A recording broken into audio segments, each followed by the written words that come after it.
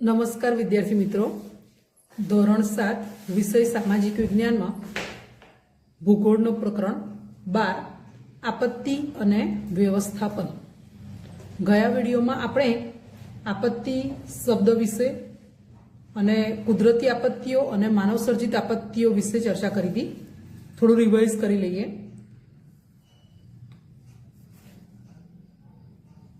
કુદરતી આપત્તિઓમાં ભૂકંપ, જ્વાળામુખી, દુષ્કાળ, દાવાનળ, પૂર, સુનામી અને વાવાઝોડાનો સમાવેશ થાય છે.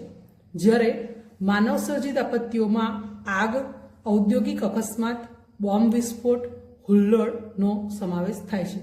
એમાંથી આપણે ભૂકંપ, વાવાઝોડું, સુનામી વિશે ચર્ચા કરી હતી. આજે આપણે પૂર, દુષ્કાળ અને આપત્તિની અસરો વિશે ચર્ચા કરીશું.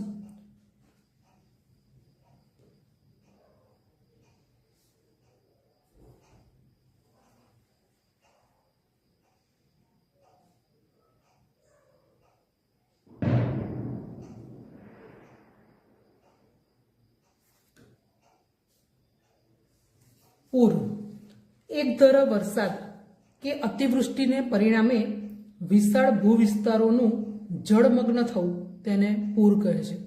સાદી ભાષામાં આપણે ખૂબ વરસાદ પડે તો નદી નાળા છલકાઈ જાય એને પૂરની સ્થિતિ સર્જાય એવું કહીએ છીએ. પણ વ્યાખ્યાના રૂપમાં જોઈએ તો એકધારો વરસાદ પડે કે અતિવૃષ્ટિને પરિણામે વિશાળ ભૂવિસ્તારોનું જળમગ્ન થઈ જવું તેને પૂર કહેવામાં આવે છે. સામાન્ય રીતે આપણે આ ઘટનાને નદી સાથે જોડીએ છીએ. જેમ આપણે સુનામીને દરિયામાં જે મોજા ઉછળે ઊંચા એને સુનામી કહીએ છીએ. તો સુનામીની ઘટનાને આપણે દરિયા સાથે જોડીએ છીએ. તો પૂરની ઘટનાને આપણે શેના સાથે જોડીએ છીએ? નદી સાથે જોડીએ છીએ. પૂર માટે કુદરતી ઢોળાવને અવગણી કરાયેલ બાંધકામ, કુદરતી જળ નિકાલના માર્ગોમાં અવરોધ જેવા માનવ સર્જિત કારણો પણ જવાબદાર છે. નદી સાથે તો આપણે આ ઘટનાને જોડીએ જ છીએ, પણ માનવ સર્જિત કારણો પણ છે કે કુદરતી ઢોળાવને અવગણીને જે બાંધકામ કરવામાં આવે છે, પછી જળ નિકાલના માર્ગોમાં અવરોધ ઊભો થાય છે, એવા બધા માનવ સર્જિત કારણો પણ પૂર આવવા માટે જવાબદાર છે. મોટા શહેરોમાં વધુ વરસાદથી ક્યારેક જળ ભરાવાની સ્થિતિ પૂરનું સ્વરૂપ ધારણ કરે છે.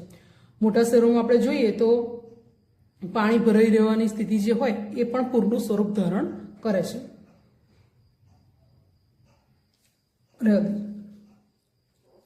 આપેલ ગુજરાતના નકશાને આધારે સંભવિત પૂરની શક્યતા ધરાવતા વિસ્તારોની વિગતો શિક્ષકની મદદથી જાણો. ગુજરાતનો નકશો આપેલો છે અને જે જગ્યાએ પૂરની શક્યતા ધરાવતા વિસ્તારો, મતલબ જે જગ્યાએ પૂર આવતું હોય એવા વિસ્તારો વિશે આપણે નોંધવાનું છે, વિગતો લખવાની છે. તો સુરત છે, વડોદરા છે, ભરૂચ એવા વિસ્તારો કે જે નદી કિનારે વસેલા છે ત્યાં પૂર આવવાની શક્યતા વધારે હોય છે. પૂર સમયે રાખવાની સાવચેતી. પૂર આવે એ પહેલા શું સાવચેતી રાખવી જોઈએ એ જોઈએ. સ્થાનિક કક્ષાએ પૂરના વિસ્તારોથી વાકેફ રહો. કઈ જગ્યાએ પૂર આવી શકે છે તો એવા જે વિસ્તારો હોય એ સ્થિતિથી આપણે વાકેફ રહેવું જોઈએ. એટલે આપણને ખબર હોવી જોઈએ કે આ વિસ્તારમાં પૂર આવી શકે એવું છે. ઊંચા વિસ્તારોની માહિતી રાખો અને પૂર દરમિયાન ત્યાં સ્થળાંતર કરો. જો નીચાણવાળા વિસ્તારમાં આપણે રહેતા હોઈએ કે જ્યાં પાણી ભરાવાની શક્યતા વધારે હોય તો ઊંચા વિસ્તારોની માહિતી રાખી અને આપણે પૂર દરમિયાન ઊંચા વિસ્તારો પર સ્થળાંતર કરવું જોઈએ. પૂરની તંત્ર દ્વારા અપાતી ચેતવણી મુજબ વર્તન કરવું જોઈએ. આ તો પૂર પહેલાની વાત થઈ. હવે પૂર દરમિયાન કઈ સાવચેતી રાખવી જોઈએ એ જોઈએ. ઘરના ગેસ અને વીજળીના જોડાણો બંધ કરી દેવા જોઈએ. જ્યારે પૂર આવે ત્યારે ઘરમાં આપણે ગેસ હોય અને લાઇટ, વીજળીના જે જોડાણો હોય એ આપણે બંધ કરી દેવા જોઈએ. તમારું વાહન પૂરમાં ફસાય ત્યારે તરત તેની બહાર નીકળી જવું જોઈએ અને 7-8 વ્યક્તિનું જૂથ બનાવી એકબીજાના હાથ પકડી પ્રવાહ બહાર નીકળવા પ્રયત્ન કરવો જોઈએ. જો આપણે જ્યારે પૂર દરમિયાન આમ તો નીકળવું જ ના જોઈએ, પણ કદાચ નીકળ્યા અને પૂર આવ્યું હોય તો ગાડીમાં કે એવા વ્હીકલમાં હોઈએ આપણે તો તરત જ કોઈ વાહનમાં હોઈએ તો નીકળી જવું જોઈએ અને 7-8 વ્યક્તિનું જૂથ બનાવવું જોઈએ અને એકબીજાના હાથ પકડી અને બહાર નીકળવાનો પ્રયત્ન કરવો જોઈએ. પ્રાણીઓને ખીલેથી છોડી મૂકવા જોઈએ. બાંધેલા જે ઢોર ઢાંખર હોય છે તો એને આપણે ખીલેથી છોડી મૂકવા જોઈએ અને તે છૂટા જો હશે તો પોતાનો બચાવ કરી શકશે. જો બાંધેલા હોય અને પૂર આવે તો એ કદાચ ડૂબી જાય એવી શક્યતા રહે, એટલા માટે એને ખીલેથી છોડી મૂકવા જોઈએ. પૂર આવ્યા પછી, એટલે પૂર મતલબ ઉતરી જાય અને પાણી એટલે ઓસરી જાય પછી શું સાવચેતી રાખવી જોઈએ? પૂરના પાણીથી બનાવેલ ખોરાક ના ખાશો. જો ચારે બાજુ પાણી જ પાણી હોય તો પૂરના પાણીથી બનાવેલો ખોરાક ના ખાવો જોઈએ, કારણ કે બીમાર થવાની શક્યતા રહે. પાણીને જંતુરહિત બનાવી ઉપયોગમાં લેવું, ઉકાળેલું જ પાણી પીવું જોઈએ. રસ્તા ખુલ્લા થયાની જાણકારી વગર બહાર ના જશો. જ્યાં સુધી આપણને ખબર ના હોય કે રસ્તા બરાબર ખુલી ગયા છે, મતલબ જવાય એવું છે, પાણી ઓસરી ગયા છે, તો જ બહાર નીકળવું જોઈએ, બાકી જવું જોઈએ નહીં. સાપ વીંછીના ઉપદ્રવ સામે સજાગ રહો. પાણીમાં સાપ અને વીંછીનો ઉપદ્રવ હોય પૂર દરમિયાન તો ખાસ, તો એનાથી પણ આપણે સજાગ રહેવું જોઈએ.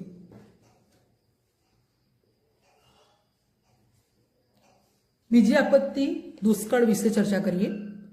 દુષ્કાળ એ વિનાશકારી અને લાંબા સમય સુધી પોતાની માઠી અસરો છોડે એવી કુદરતી આપત્તિ છે. દુષ્કાળ એ પણ કુદરતી આપત્તિ જ છે, પણ કેવી છે? વિનાશકારી અને લાંબા સમય સુધી પોતાની માઠી અસરો છોડે એવી. માઠી અસર એટલે ખરાબ અસર, પ્રતિકૂળ અસર. આ આપત્તિ સમગ્ર જીવસૃષ્ટિના અસ્તિત્વ માટે અત્યંત આવશ્યક એવા પાણી અને ખોરાક સાથે જોડાયેલી છે. જો દુષ્કાળ પડે એટલે પાણીનો પ્રોબ્લેમ થાય. પીવાના પાણીથી માંડી અને ઘરકામમાં વપરાતા પાણીનો પ્રોબ્લેમ થાય આપણને, બરાબર? પાણી ના મળે. અને બીજું કોઈ સારો પાક ના ઉગ્યો હોય એટલે ખાવાનું પણ ના મળે. તો આ આપત્તિ જે છે, કુદરતી આપત્તિ દુષ્કાળ, એ પાણી અને ખોરાક સાથે જોડાયેલી છે. મોસમી આબોહવામાં દુષ્કાળ સમયાંતરે પડવા એવી લાક્ષણિકતા છે.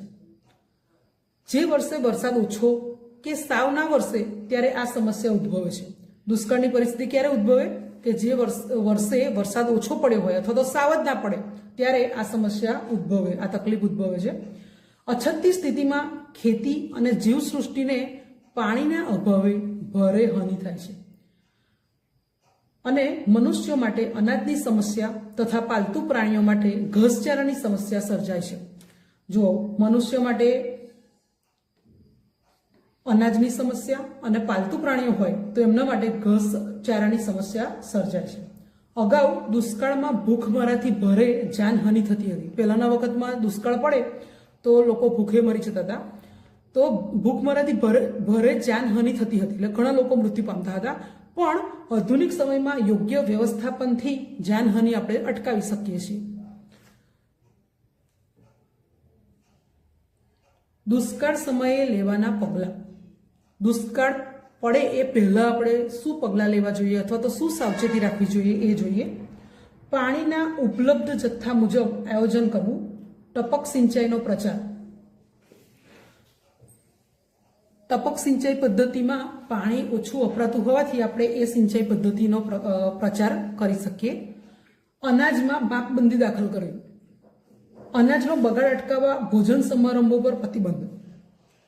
જે વર્ષે એવું લાગે કે વરસાદ ઓછો પડ્યો છે અને દુષ્કાળની પરિસ્થિતિ ઉદ્ભવી શકે એવું છે તો એ વર્ષે અનાજનો બગાડ અટકાવવા માટે ભોજન સમારંભો પર પ્રતિબંધ મૂકી દેવો જોઈએ.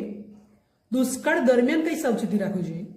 રાહત દરે અનાજની વિતરણની વ્યવસ્થા ગોઠવવી જોઈએ.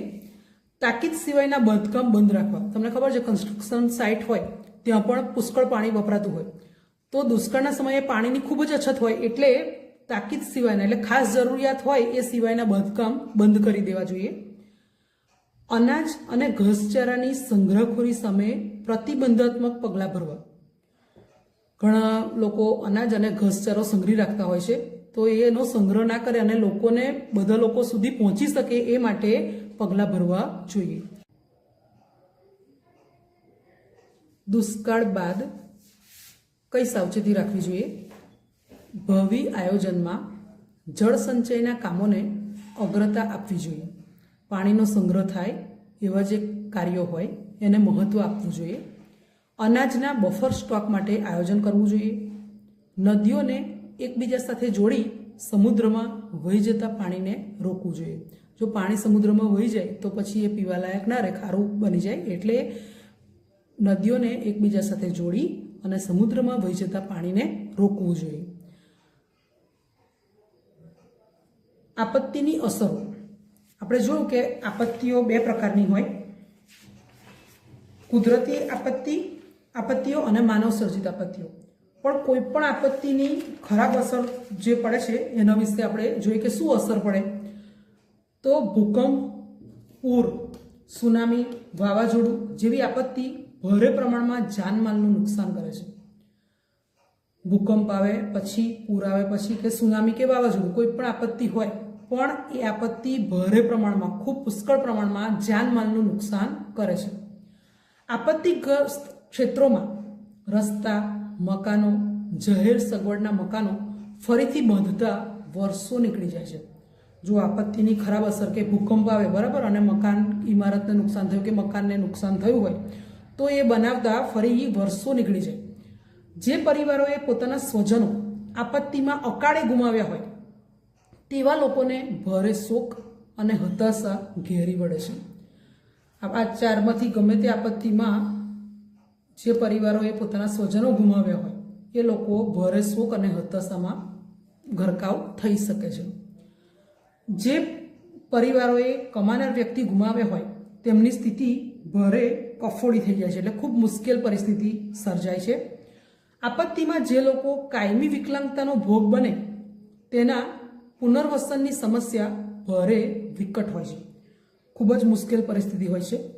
આ પ્રકારની મુખ્ય અસરો જોવા મળે છે. આપત્તિઓની અસરો ઓછા વધતા અંશે તમામ લોકો પર પડે છે. કોઈ પણ આપત્તિ હોય પણ એની અસર ઓછા વધતા અંશે બધા લોકો પર પડે, પણ તેની સૌથી ખરાબ અસર, માઠી અસર એટલે સૌથી ખરાબ અસર ગરીબ માણસો અને અભાવગ્રસ્તો પર વધુ થાય છે. માનવ જીવન પર તેની વિઘાતક અસરો ઓછી કરવા સાવચેતી, લોકજાગૃતિ અને તંત્રને સજ્જ કરવા જેવા પગલાં ભરવાથી તેની વિનાશક તીવ્રતા ઓછી કરી શકાય છે. વિઘાતક અસરો એટલે વિનાશક અસરો, નુકસાનકારક અસરો ઓછી કરવા માટે સાવચેતી રાખવી જોઈએ, લોકજાગૃતિ હોવી જોઈએ, તંત્રને સજ્જ કરવા જેવા પગલાં લેવાથી એની જે વિનાશક અસરો છે એ થોડી ઓછી કરી શકાય છે. આપત્તિ કે અકસ્માતોની કેટલીક ઘટનાઓ માનવ સર્જિત હોય છે. જો આપણે સાવચેતી કે અગમચેતી રાખીએ તો આવી ઘટનાઓ નિવારી શકાય છે. ઘણીવાર આપત્તિ સમયે લોકો રાહત કે બચાવ કાર્યમાં મદદરૂપ થવાને બદલે તે કામગીરીમાં અવરોધ કે વિલંબ થાય તે રીતે વાહનો ઊભા રાખીને મોબાઈલ ફોનથી વિડીયો ઉતારવા માંડે છે. જો તમે જોયું હશે કે જ્યારે પૂર આવે તો નદીમાં પાણી જોવા માટે લોકો જાય અને એ વખતે વિડીયો ઉતારવા લાગી જાય છે.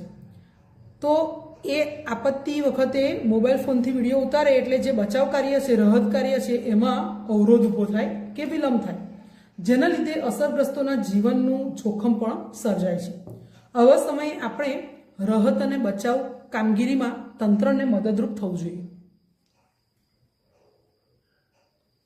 જાણવું ગમશે તીડ. તીડ એ કીટક વર્ગમાં આવે છે. તેની 11,000 કરતાં વધારે પ્રજાતિઓ જોવા મળે છે. વળી તે ઝુંડમાં રહેવાનું પસંદ કરે છે. 2019 અને 20માં ગુજરાતના રણ વિસ્તાર અને રણકાંઠે આવેલી કચ્છ, બનાસકાંઠા, પાટણ જિલ્લાના કેટલાક વિસ્તારોમાં તેનો ઉપદ્રવ જોવા મળ્યો હતો. ગુજરાતમાં જોવા મળેલા તીડ રણતીડ કે ખૌધ્રતીડના નામે ઓળખાય છે. આ જે તીડ છે એને રણતીડ કે ખૌધ્રતીડના નામે પણ ઓળખવામાં આવે છે. આ પ્રજાતિના તીડ કરોડોની સંખ્યામાં ઝુંડ રૂપે ત્રાટકે છે. તેના જીવનકાળ દરમિયાન પોતાના વજનથી 1000 ગણું ખાઈ જાય છે.